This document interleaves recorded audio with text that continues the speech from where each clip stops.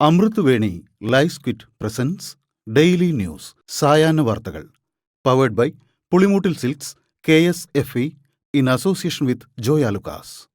ഇത്തവണ ഫസ്റ്റ് അടിക്കില്ലേ നമ്മള്?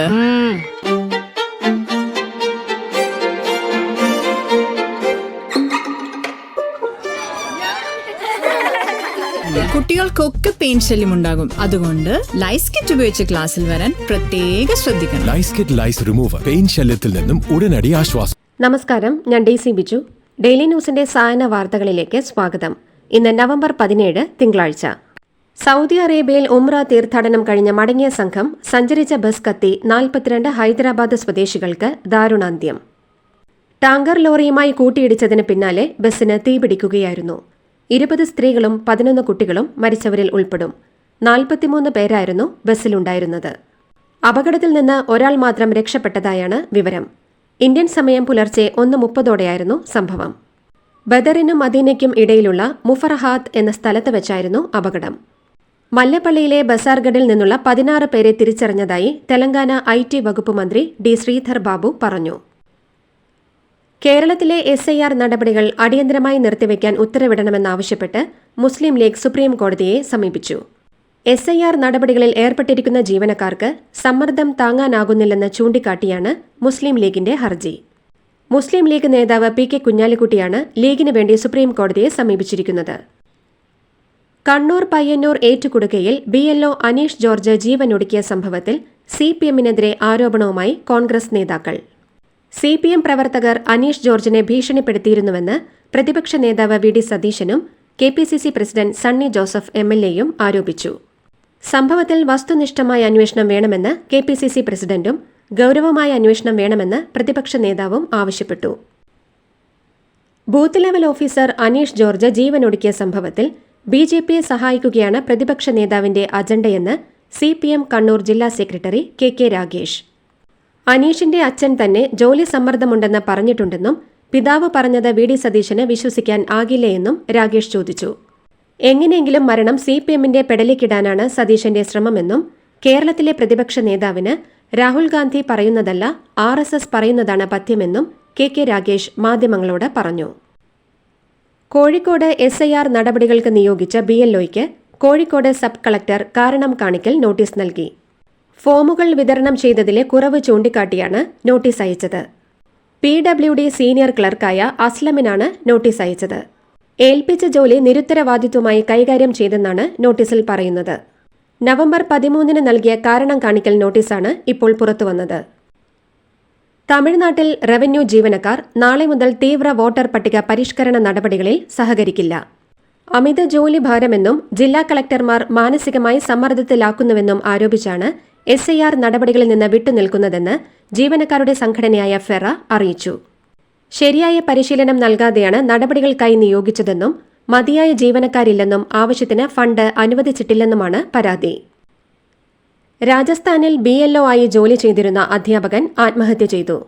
ജയ്പൂരിലെ ഗവൺമെന്റ് പ്രൈമറി സ്കൂളിൽ അധ്യാപകനായ മുകേഷ് ജംഗിതാണ് ട്രെയിനിന് മുന്നിൽ ചാടി മരിച്ചത്. SIR ജോലികൾ കാരണം താൻ സമ്മർദ്ദത്തിലാണെന്നും സൂപ്പർവൈസർ സമ്മർദ്ദം ചെലുത്തുന്നുണ്ടെന്നും സസ്പെൻഷൻ ഭീഷണിയുണ്ടെന്നും ആത്മഹത്യാക്കുറിപ്പിൽ പറയുന്നു. കേരളത്തിൽ BLO ആത്മഹത്യ ചെയ്ത വിവാദങ്ങൾ നിലനിൽക്കുന്നതിനിടെയാണ് സമാനമായ വിഷയം ചൂണ്ടിക്കാണിച്ചുള്ള മറ്റൊരു മരണം. ശബരിമല സ്വർണ്ണക്കൊള്ളയുമായി ബന്ധപ്പെട്ട് സന്നിധാനത്ത് തെളിവെടുപ്പ് ആരംഭിച്ച് SIT. സാമ്പിളുകൾ ശേഖരിക്കുന്നതിനു വേണ്ടി സ്വർണ്ണപ്പാളികൾ ഇളക്കിമാറ്റി. ഹൈക്കോടതിയുടെ നിർദ്ദേശപ്രകാരമാണ് നടപടി. ശബരിമല ദേവസ്വം മുൻ പ്രസിഡന്റ് A. പത്മകുമാർ ഉണ്ണികൃഷ്ണൻ പോറ്റിക്ക് സർവ്വസ്വാതന്ത്ര്യവും നൽകിയിരുന്നെന്ന് ജീവനക്കാരുടെ മൊഴി. പോറ്റിയുടെ ബന്ധുക്കളും അതിഥികളും ഉപയോഗിച്ചിരുന്നത് ദേവസ്വം പ്രസിഡന്റിന്റെ മുറിയായിരുന്നെന്നും പൂജാ ബുക്കിംഗിലും പ്രത്യേക പരിഗണന ഉണ്ടായിരുന്നെന്നും ജീവനക്കാർ മൊഴി നൽകി. കശുവണ്ടി വികസന കോർപ്പറേഷനിലെ അഴിമതി കേസുമായി ബന്ധപ്പെട്ട് സംസ്ഥാന സർക്കാരിനെതിരെ ഹൈക്കോടതിയുടെ രൂക്ഷ വിമർശനം. അഴിമതി കേസിൽ ഉൾപ്പെട്ട INTUC നേതാവ് R. ചന്ദ്രശേഖരൻ, മുൻ MD KA രതീഷ് എന്നിവർക്കെതിരെ പ്രോസിക്യൂഷൻ അനുമതി നൽകാൻ സർക്കാർ നിരന്തരം വിസമ്മതിക്കുന്നതാണ് ഹൈക്കോടതി ചോദ്യം ചെയ്തത്. സാധാരണ ഇടതുപക്ഷ സർക്കാരുകൾ അഴിമതിക്കാരെ സംരക്ഷിക്കില്ല എന്ന പൊതുധാരണയ്ക്ക് വിരുദ്ധമായാണ് സർക്കാർ പ്രവർത്തിക്കുന്നതെന്നും കോടതി പറഞ്ഞു.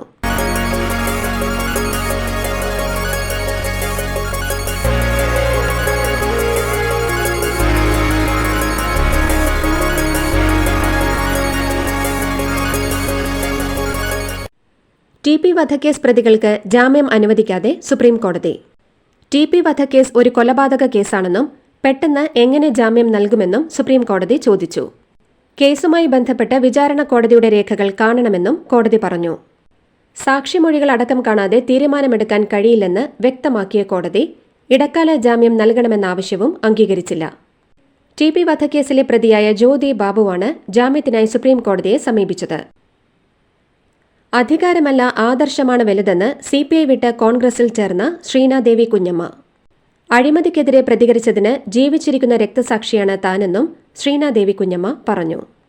തിരുവനന്തപുരത്ത് KPCC ഓഫീസിലെത്തിയ ശ്രീനാദേവി കുഞ്ഞമ്മയെ ദീപാദാസ് മുൻഷിയും KPCC അധ്യക്ഷൻ സണ്ണി ജോസഫും ചേർന്ന് ഷാൾ അണിയിച്ച് സ്വീകരിച്ചു. CPI ടിക്കറ്റിൽ മത്സരിച്ച പള്ളിക്കൽ ഡിവിഷൻ തന്നെ ശ്രീനാദേവിക്ക് മത്സരിക്കാൻ നൽകുമെന്നാണ് വിവരം. തൃക്കാക്കരയിൽ DYFI നേതാവിന് കോൺഗ്രസിൽ സർപ്രൈസ് സ്ഥാനാർത്ഥിത്വം. DYFI നേതാവും മുൻ SFI ഏരിയ സെക്രട്ടറിയും DYFI വെസ്റ്റ് മേഖലാ അംഗവുമായ MS ശരത് കുമാറാണ് ഇത്തവണ കോൺഗ്രസ് സീറ്റിൽ മത്സരിക്കുന്നത്. BJP CPM ഡീലെന്ന് ആരോപിച്ചാണ് ശരത് കുമാർ കോൺഗ്രസിലേക്ക് കളം മാറിയത്. തൃശൂർ ചേർപ്പ് ഗ്രാമപഞ്ചായത്ത് പ്രസിഡന്റും കോൺഗ്രസ് നേതാവുമായ സുജീഷ കള്ളിയത്ത് BJPയിൽ ചേർന്നു. BJP സംസ്ഥാന ജനറൽ സെക്രട്ടറി ശോഭ സുരേന്ദ്രൻ ഷാൾ അണിയിച്ച് സുജീഷ കള്ളിയത്തിനെ സ്വീകരിച്ചു. പാർട്ടി നേതാക്കളുടെ അവഗണനയിൽ പ്രതിഷേധിച്ചാണ് കോൺഗ്രസിൽ നിന്ന് രാജിവെച്ചതെന്ന് സുജീഷ കള്ളിയത്ത് പ്രതികരിച്ചു.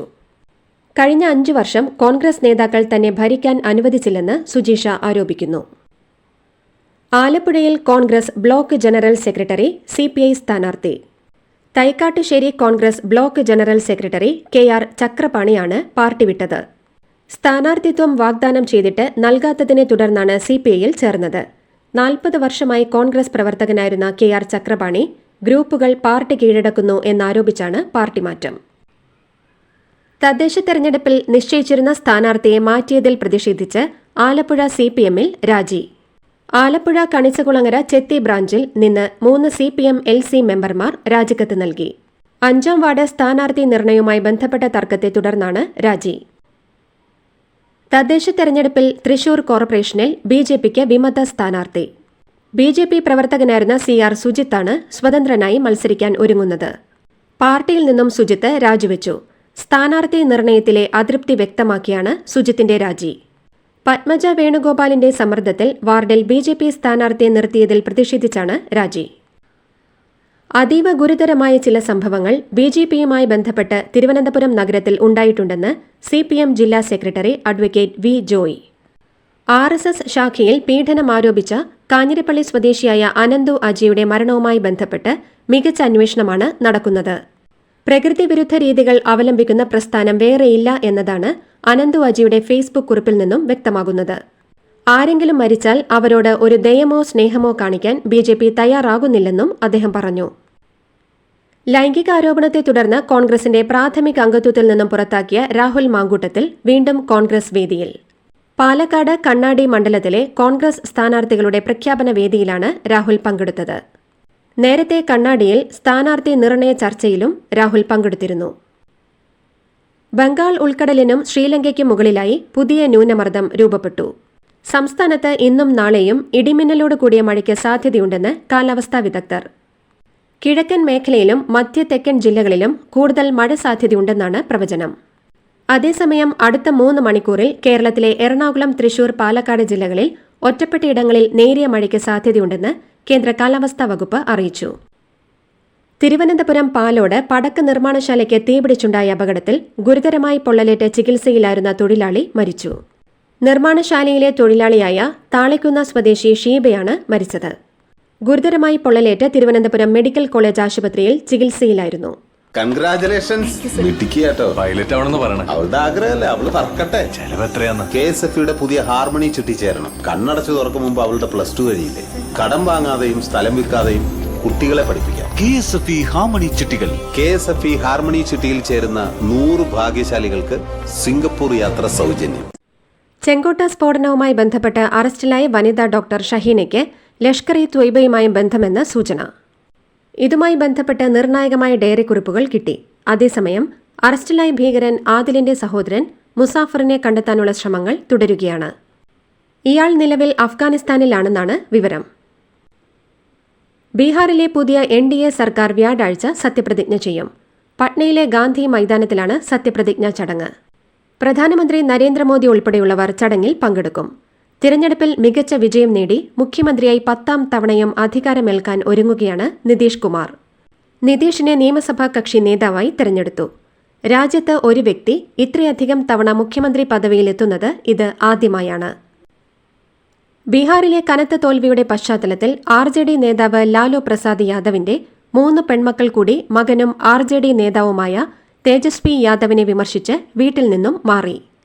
മറ്റൊരു മകൾ രോഹിണി ആര്യ ഉന്നയിച്ച വിഷയങ്ങൾ ശരിയെന്ന് ചൂണ്ടിക്കാട്ടിയാണ് ചന്ദ്രയും രാജലക്ഷ്മിയും രാഗിണിയും വീട് വിട്ടത്.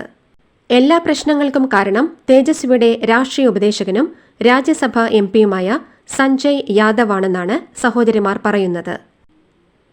ബീഹാറിൽ നേരിട്ട വൻ പരാജയത്തിന് പിന്നാലെ ഇന്ത്യ സഖ്യത്തിന്റെ നേതൃസ്ഥാനത്തേക്ക് എത്തേണ്ടത് മമതാ ബാനർജിയാണെന്ന് മുതിർന്ന തൃണമൂൽ കോൺഗ്രസ് അംഗം.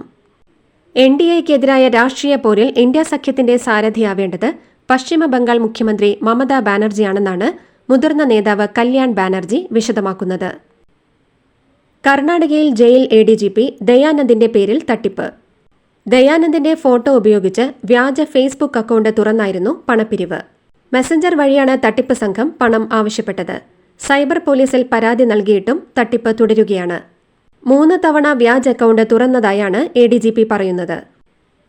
അമേരിക്കയിൽ നിന്ന് LPG ഇറക്കുമതി ചെയ്യുന്നതിനുള്ള 1 വർഷത്തെ കരാറിൽ ആദ്യമായി ഇന്ത്യൻ പൊതുമേഖലാ എണ്ണ കമ്പനികൾ ഒപ്പുവെച്ചതായി കേന്ദ്ര പെട്രോളിയം പ്രകൃതിവാതക മന്ത്രി ഹർദീപ് സിംഗ് പുരി. ഇന്ത്യയുടെ ഊർജ്ജ സുരക്ഷ ശക്തിപ്പെടുത്തുന്നതിനുള്ള ഒരു പ്രധാന ചുവടുവയ്പ്പാണ് ഇതെന്നും ചരിത്രപ്രധാനമായ തീരുമാനമാണെന്ന് വിശേഷിപ്പിച്ചുകൊണ്ട് സോഷ്യൽ മീഡിയ പോസ്റ്റിലൂടെയാണ് മന്ത്രി കരാർ വിവരം പുറത്തുവിട്ടത്.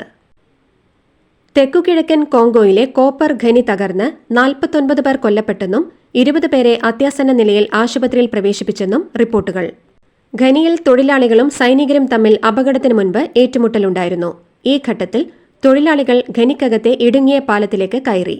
ഇവർ തടിച്ചുകൂടി നിന്നപ്പോഴാണ് ഖനിയിൽ അപകടം സംഭവിച്ചതെന്നാണ് വിവരം. കാഴ്ച പരിമിതിയുള്ളവരുടെ T20 വനിതാ ലോകകപ്പിൽ പാകിസ്ഥാനെ തകർത്ത് ഇന്ത്യ. 8 വിക്കറ്റിനാണ് ഇന്ത്യയുടെ ജയം. പാകിസ്ഥാനെ 135 റൺസിന് എറിഞ്ഞിട്ട ഇന്ത്യ 2 വിക്കറ്റ് നഷ്ടത്തിൽ 10 ഓവറിൽ കളി തീർത്തു. മത്സരശേഷം ഇന്ത്യൻ താരങ്ങൾ പാക് ടീമിന് ഹസ്തദാനം നൽകിയാണ് മടങ്ങിയത്. ഇതോടുകൂടി ഡെയിലി ന്യൂസിന്റെ ഇന്നത്തെ സായന വാർത്തകൾ സമാപിക്കുന്നു. ഡെയിലി ന്യൂസിന് വേണ്ടി വാർത്തകൾ വായിച്ചത് ഡെയ്സി ബിജു. DailyNewsLive.in വാർത്തകൾ വിരൽ തുമ്പിൽ.